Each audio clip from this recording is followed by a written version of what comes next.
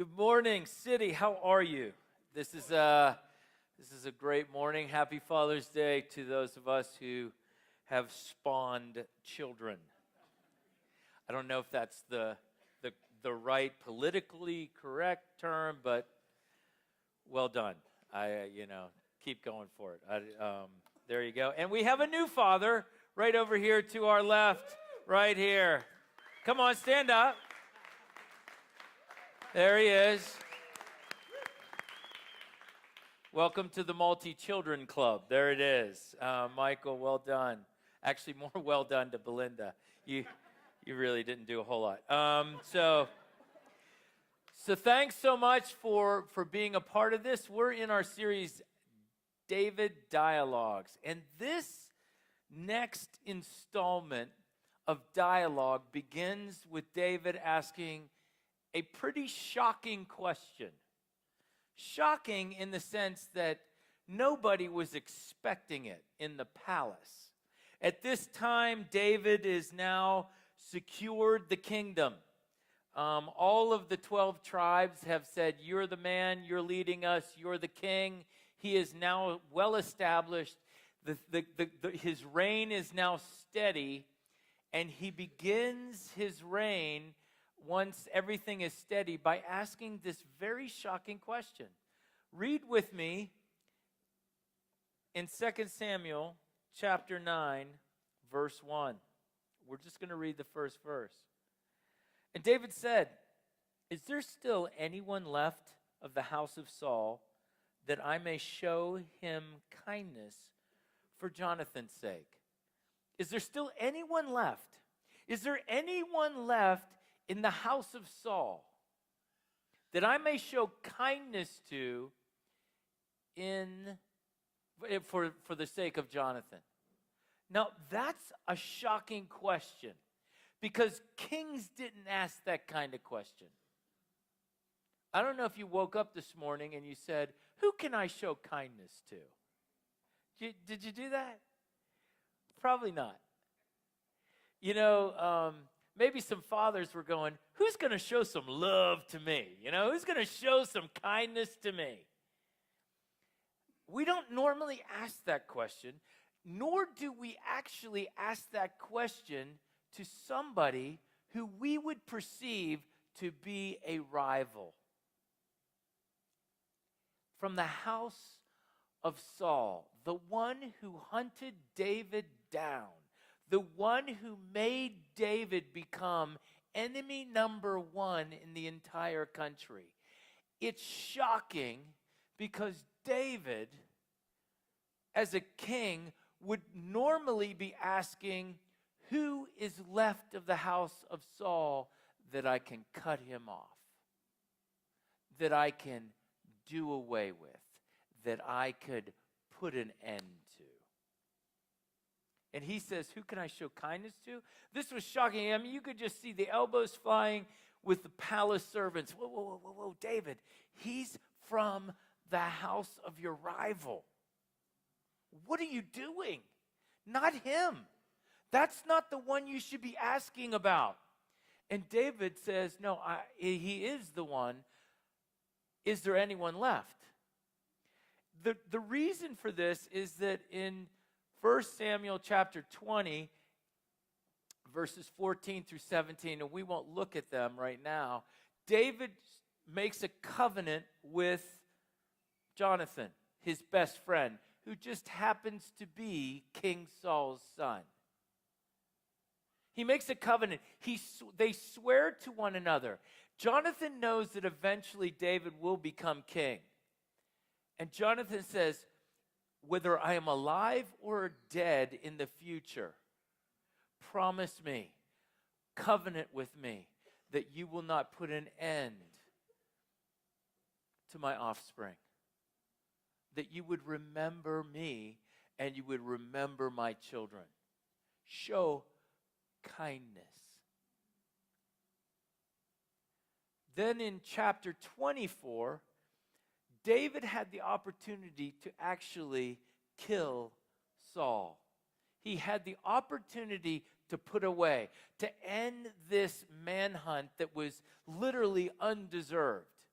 David was innocent. We looked at that last week. He had remained innocent, and God, and even David's soldiers are like, God has given your enemy into your hand. And Saul says, I will not touch God's anointed. He belongs to God, not me. God will deal with him. And so Saul knows that David has shown him, guess what? This incredible kindness for not taking his life. He stuck the spear of the general right next to his head, saying, that's how close I could have put this right through you in the middle of the night. And David is on a ravine, and he says, I am innocent. And Saul says, I know that one day God will establish your kingdom. You are the king. Remember me, and don't put an end to my house. Swear to me that you will not obliterate my name from the history books. So David remembers. David made a promise, and David kept his promise. And this shocking question opens up this dialogue that says, who may I show kindness to? Who is left of the house of my enemy? The house that has fallen into disgrace and dishonor. Who can I show that kind of kindness to? See, we live in a world that when it comes to promise making, we're pretty decent. When it comes to promise keeping, we lack. We live in a Western culture it absolutely demands tons and tons and tons of written documentation and contracts, because we just are not really good to our word. The Chinese, they write their alphabet in symbols. And the symbol for the word integrity takes two different symbols. One is a symbol of a person, and the other is a symbol of a word. And they combine the two because, in other words, a person's word should spell integrity. A person's word should spell integrity. In other words, you and I, what we speak, we should live. What we promise, we should keep. And David becomes a promise keeper. Let me tell you about a story about a man who kept his promise. His name is Dr. Robertson McQuillan. He was a missionary in Japan for almost 10 years with his wife. They moved back to the United States. He took a position of president of Columbia University in South Carolina, a prestigious theological institution. He was the president, very well respected in the academic community. I actually had to read one of his books when I went to seminary.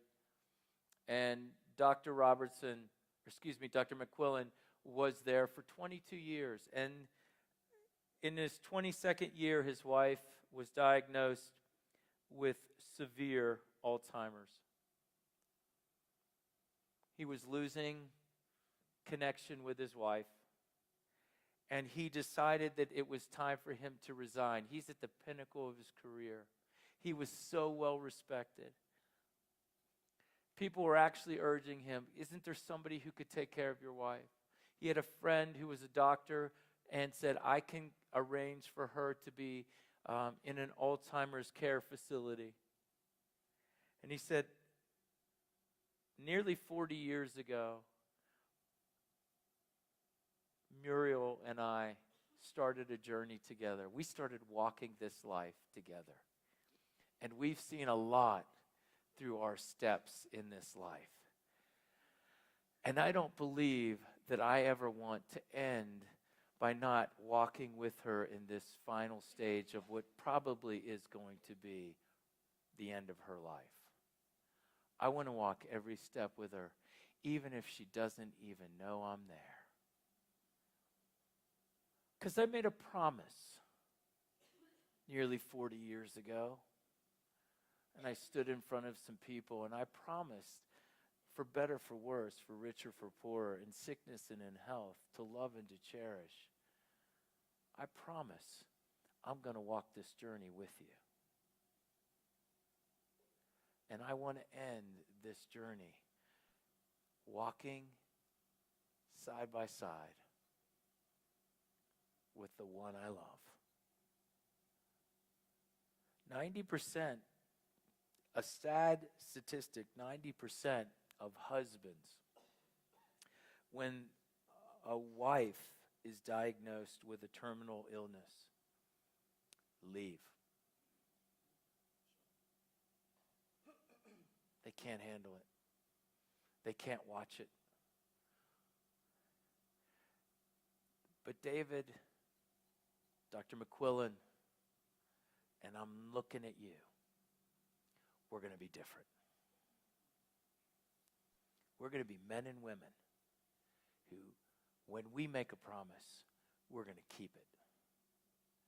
No matter what the circumstance, we're going to be men and women who are willing to show kindness.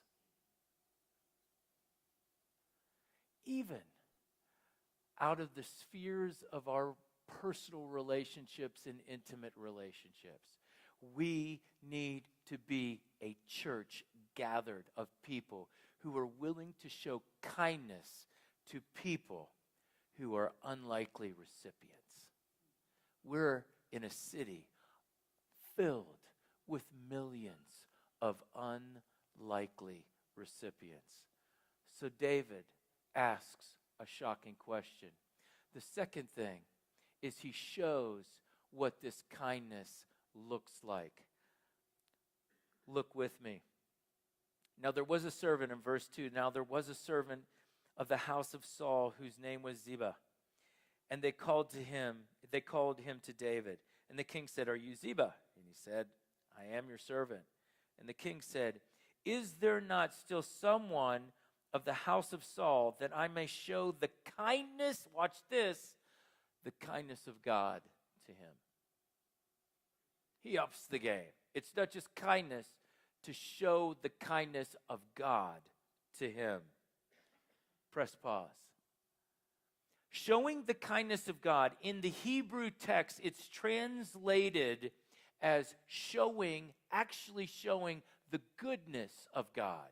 When you show the kindness of God to somebody, you're actually showing the goodness of God. You're showing that he is good, good, good. We just sang it. When you extend the kindness and the goodness of God, you are demonstrating, you are testifying, you are giving evidence that God himself is good. Verse 3. And the king, Ziba said, "There is still a son of Jonathan, and he's crippled in his feet." How random. Not really.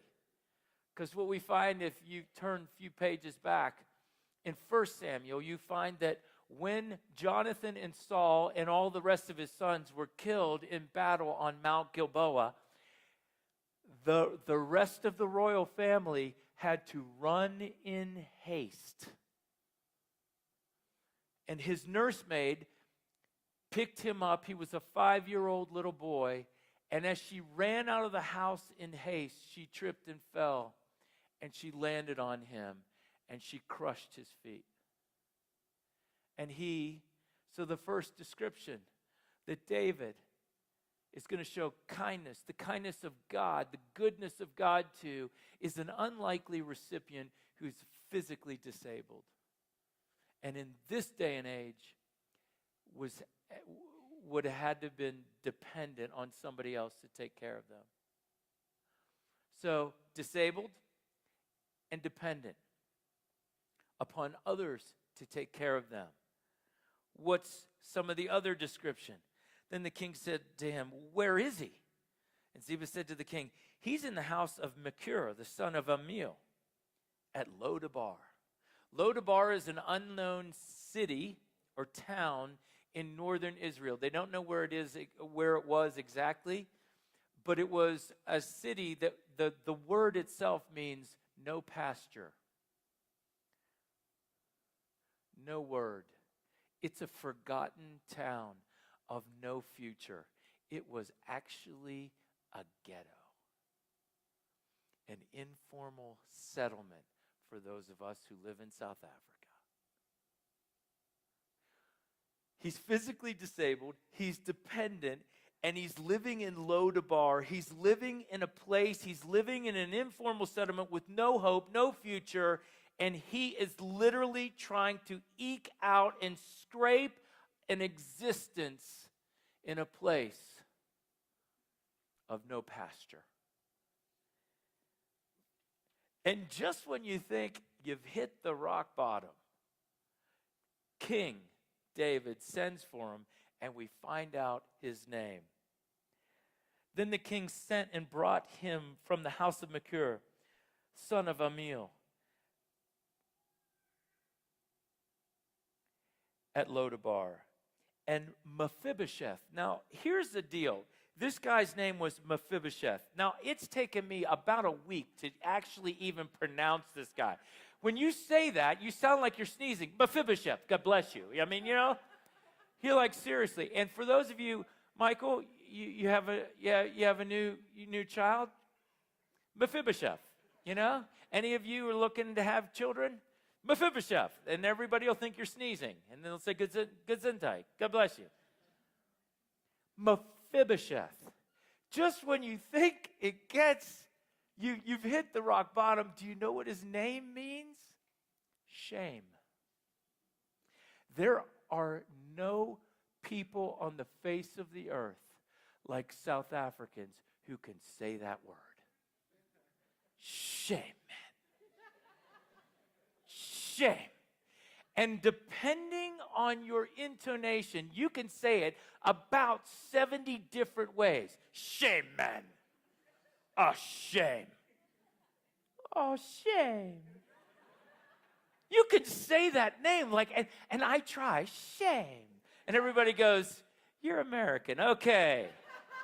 You can't, I try. I love it. I love what you go, oh, shame.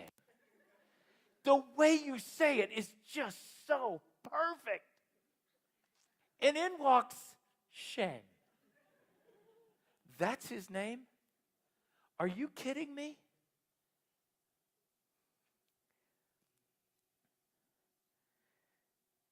And he fell on his face and paid homage. And David said, Mephibosheth. And he said, God bless you. No, he didn't.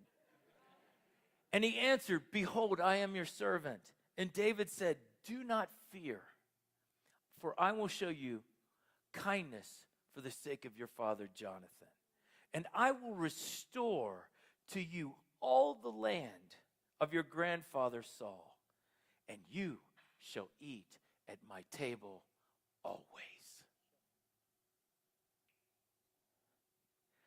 See, what David was doing in showing the goodness of God to somebody who is so unlikely is he's showing the goodness of God because he's saying, I'm going to pursue you. Who's left? Who's left of the house of Saul? Who's left of this fallen house of disgrace? Who's left? He pursues. Then, not only does he pursue, he reassures him. He says, do not fear. Do not fear. I'm not like other kings. I'm not going to cut you off. In fact, I'm going to show you kindness. He reassures him that he's no longer under a death sentence.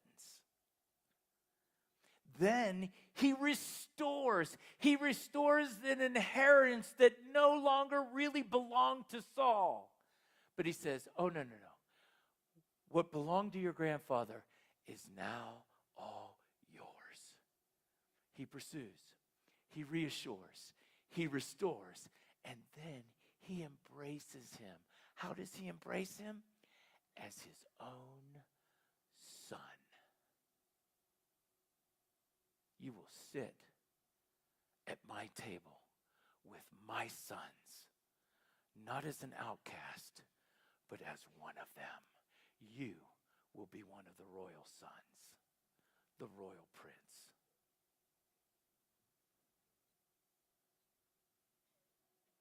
That is an incredible demonstration of the kindness and the goodness of God through David to this poor, pathetic, unlikely recipient of a king's grace.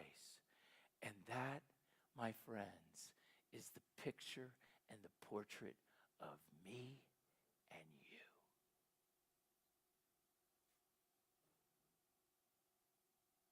If you're exploring the Christian faith, get ready.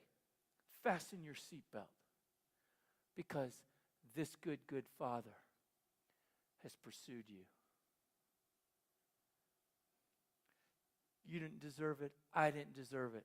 We're unlikely candidates. We are spiritually disabled. We are absolutely dependent. We cannot reach him.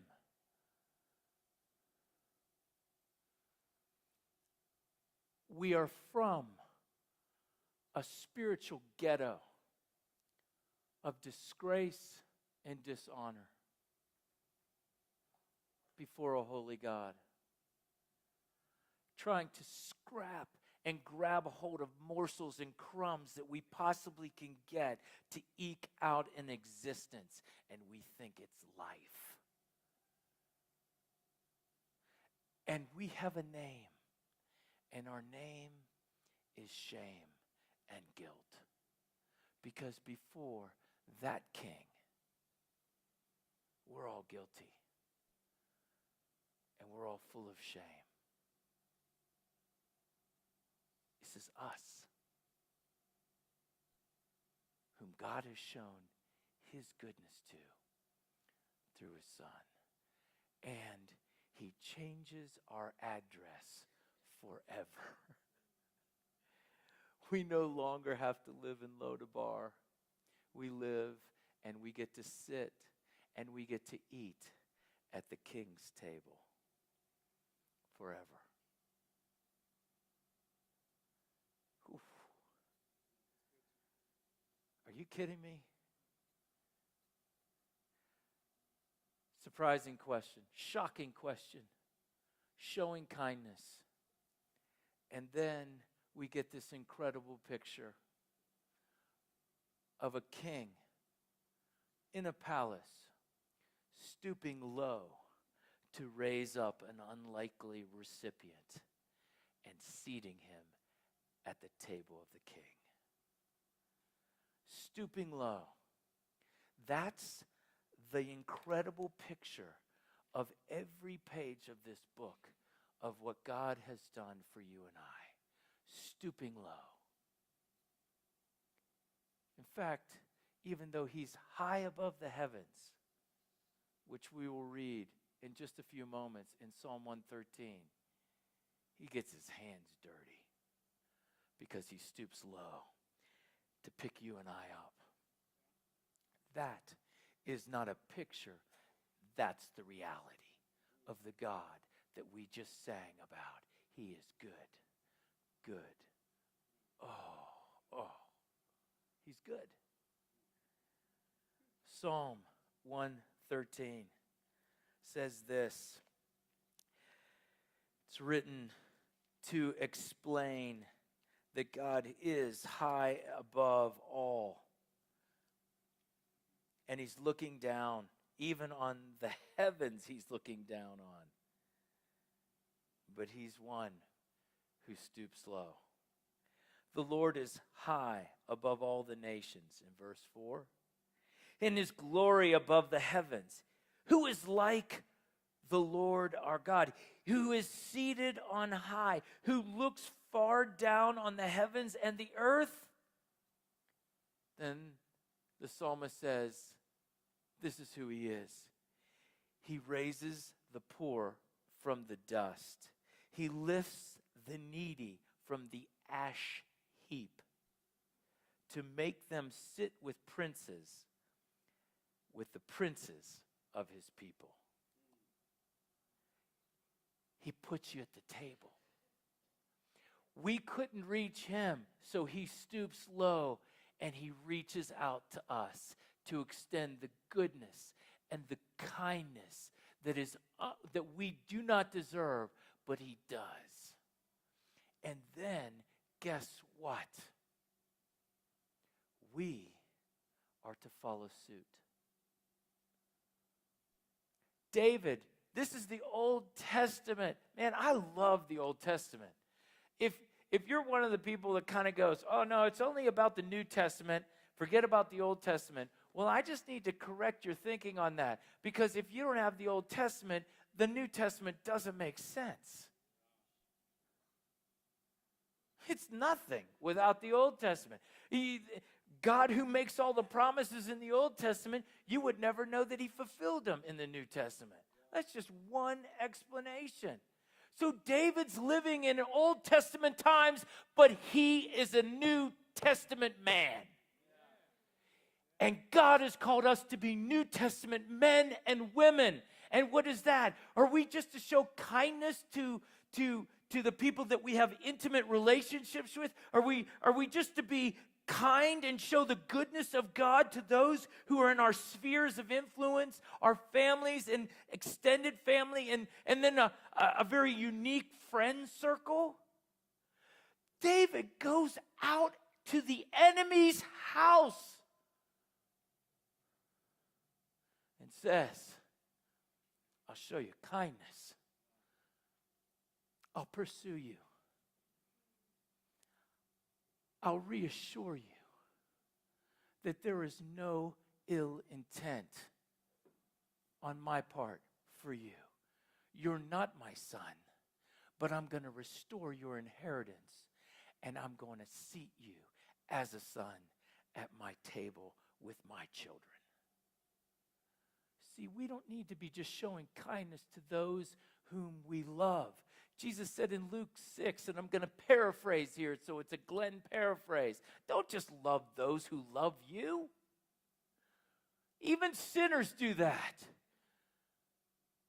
Don't borrow from those whom you know can pay you back. Even sinners do that. You love the unlovable. You give to those who can't give back. That's showing the goodness of God to those who are unlikely. Because you know why? So are you and I. We're unlikely. And God has pursued us. He's reassured us that no longer are you and I under a death sentence. No longer are we under the condemnation. That's been lifted. Penalty gone. He's changed our address. He's changed our status. How does it look? You go from a person being named Mephibosheth, shame and guilt, and he changes your name to righteous. You go from sinner to saint. You go from a house of dishonor and disgrace to the house of the Almighty God. You go, I go, we go from living in Lo-Debar, a place of absolute spiritual wasteland, and we get to roam the pastures of God's green heaven forever. You and I get our status completely changed from outcast to royal son and daughter who sits at the table. Why do we show goodness? Why do we show kindness to those who are unlikely, to those who are undeserving?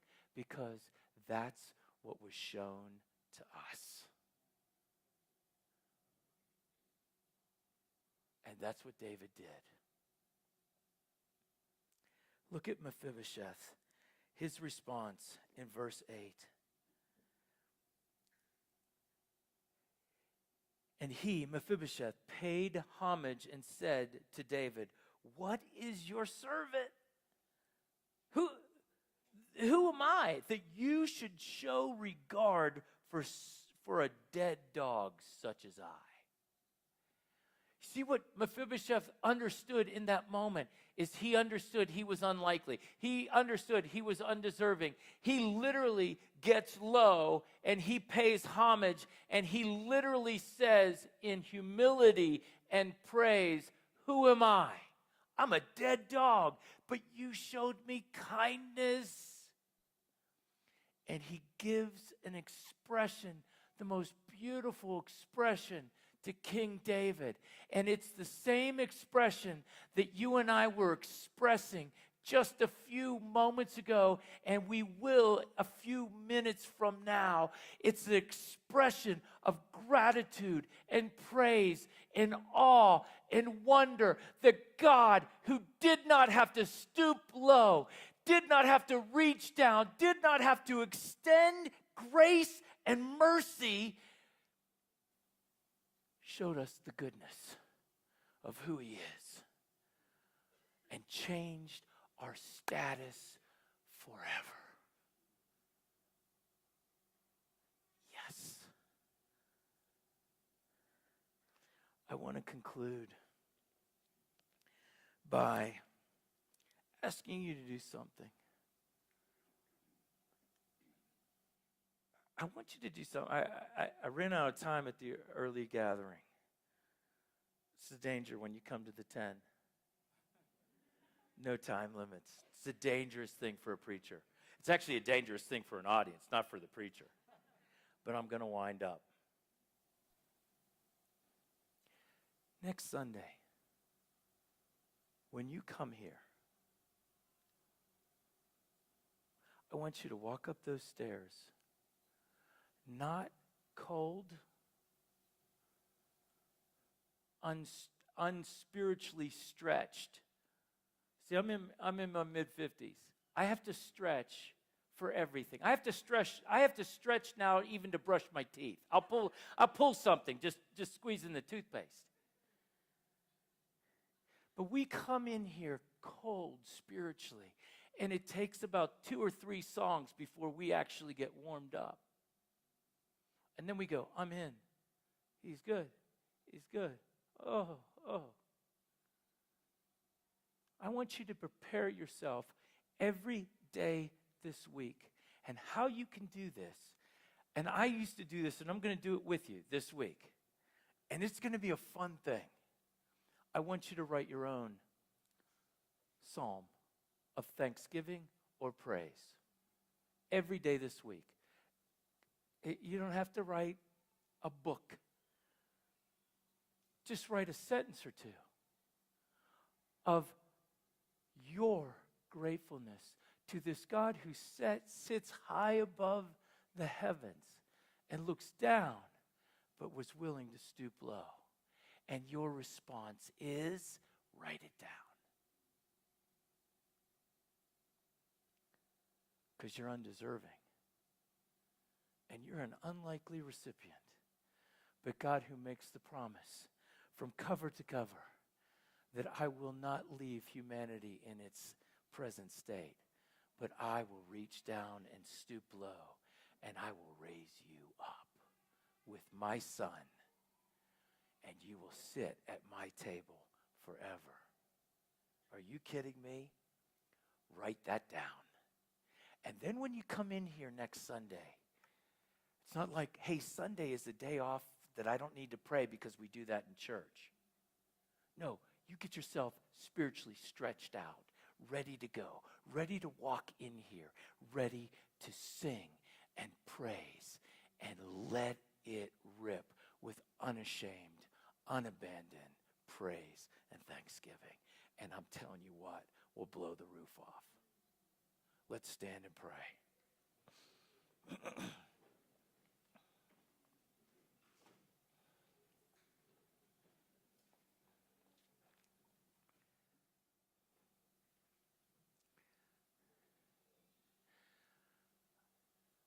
I'm going to ask in just a few seconds all the fathers in the room to come forward, not now, but in a minute. What we're going to do is we're going to sing this song, a song that we're stating what we believe. What we believe is what we just talked about, that there is a God who is a promise maker and a promise keeper. He's one who stoops low to raise unlikely men and women like us up from the ash heap to show us the goodness and the kindness.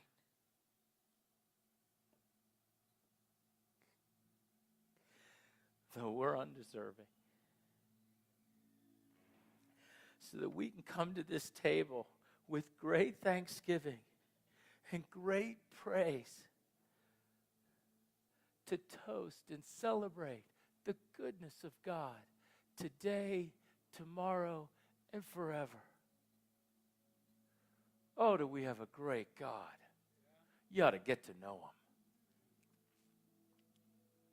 And you do that with thanksgiving and praise. Father, may you bless this time. We're not done yet.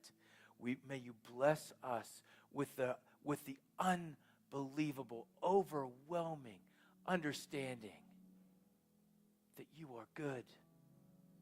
And all the time you are good. And that you stooped low and you got your hands dirty on a cross to show us just how good you are and how you are extending it to a bunch of people named Mephibosheth.